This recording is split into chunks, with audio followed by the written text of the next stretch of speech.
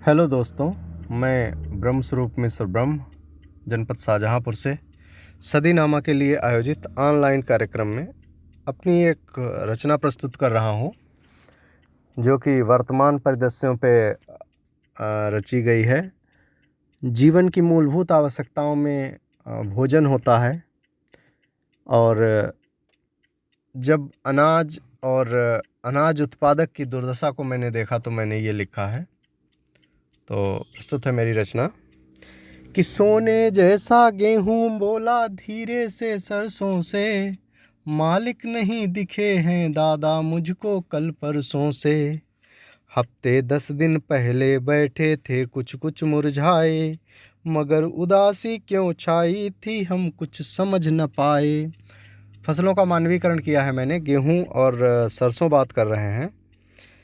तुम भी स्वस्थ खड़े हो डटकर, सरसों गेहूं कह रहा है कि तुम भी स्वस्थ खड़े हो डटकर, हम भी झूम रहे हैं, फिर क्यों मालिक ओढ़ उदासी मुख पर घूम रहे हैं। सरसों बोला, सरसों जवाब देता है कि सरसों बोला फसल मूल्य से चिंतित होंगे भाई, मेहनत की जी तोड़ खेत में लागत खूब लगाई। पक कर जब तैयार हुए तो मोल नहीं है कोई, कि पककर जब तैयार हुए तो मोल नहीं है कोई। खेतों से संसद तक हैं सारी सरकारें सोई, कानूनी किताब में उलझे नीति नियम अब सारे, मालिक हाथ जोड़कर होंगे किसी देव के द्वारे। गन्ना भी शामिल होता है इन लोगों के वार्तालाप में कि बगल खड़ा गन्ना सुनता था दोनों की ही बातें, झेल चुका था प्रकृति दंड की बेमौसम बरसातें।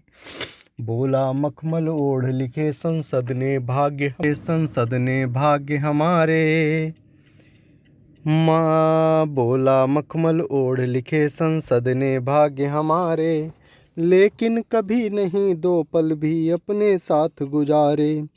पका पकाया पाते हैं सो खाते और छितराते, मालिक की मेहनत की कीमत वैसे लोग लगाते। और विडम्बना है बिन अनाज के जीवित कौन रहेगा, लेकिन मालिक के हक में कुछ कोई नहीं कहेगा। खेती एक अपराध बन गई और किसान अपराधी, कब जीना कब मरना इसका चयन करेगी खादी। है किताब में लिखा बहुत कुछ, जो नियम बनाए जाते हैं, जो कानून बनाए जाते हैं, कि किताब में लिखा बहुत कुछ हर किसान के हिस्से, बैठ खेत की मेड़ सिसकता दर्द कहे वो किससे। तो मैंने चेताने की कोशिश की है कि चेतो सरकार सुनो भूखे पेटों की बातें, बहुत कपाती नंगे तन को सर्दी की बरसातें। लेकिन जब बागी होती है भूख और लाचारी,